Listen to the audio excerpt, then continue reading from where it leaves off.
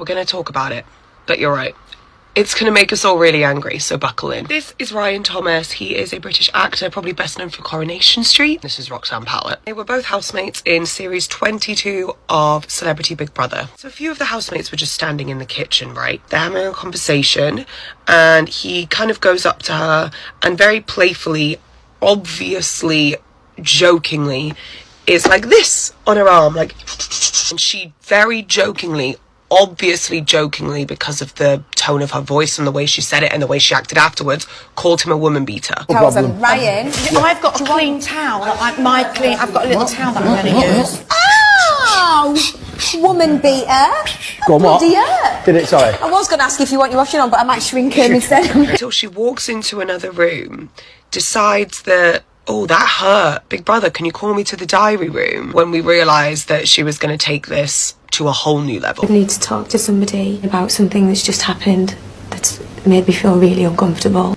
Can't believe you're letting somebody stay that's done that. Not only the way she spoke to Big Brother about the incident and what she thought happened. It was a very big accusation because she was saying, like, verbatim, he punched me like a boxer would punch a bag. And then Roxanne would carry on about the house saying, why is he still allowed to be here? Why is he still allowed to be here when he's done that to me? So do it on me. You don't do that. This is why women don't say anything, because it's like turned around. When all of this was shown on TV, a bunch of celebrities kind of ran to Ryan's defense and actively denounced Roxanne and what she was doing. This is people on her show who had played like opposite her for years, saying that this was ridiculous, like, I don't know what she's doing, that this is so calculated and manipulative.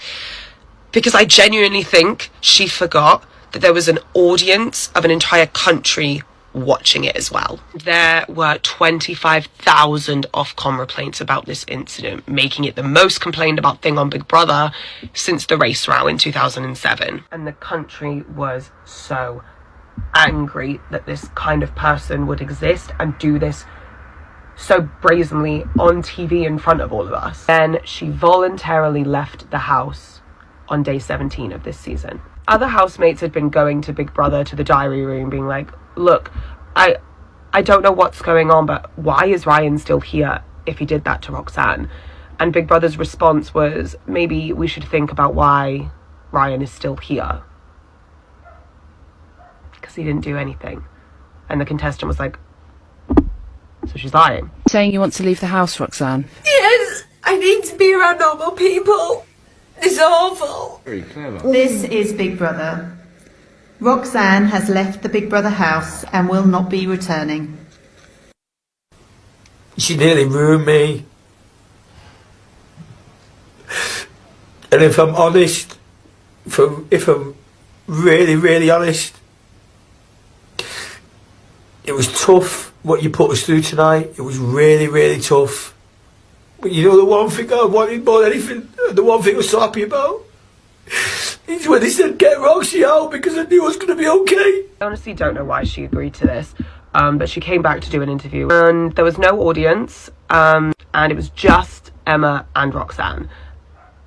And this was quite a brutal interview, correctly so.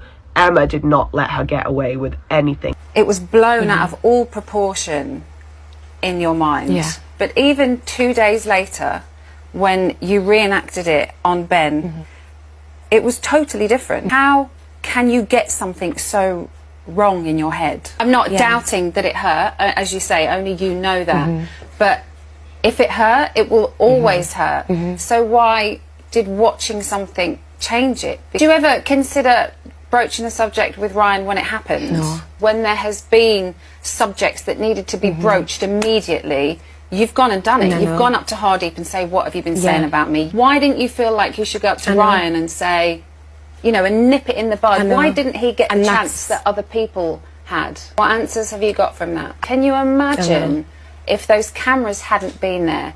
You would have ruined somebody. You could have ruined him. I know. It's a huge lesson for you to learn and to deal with going forward. Do you think in time you can have a career again? Could you forgive you? I would want to.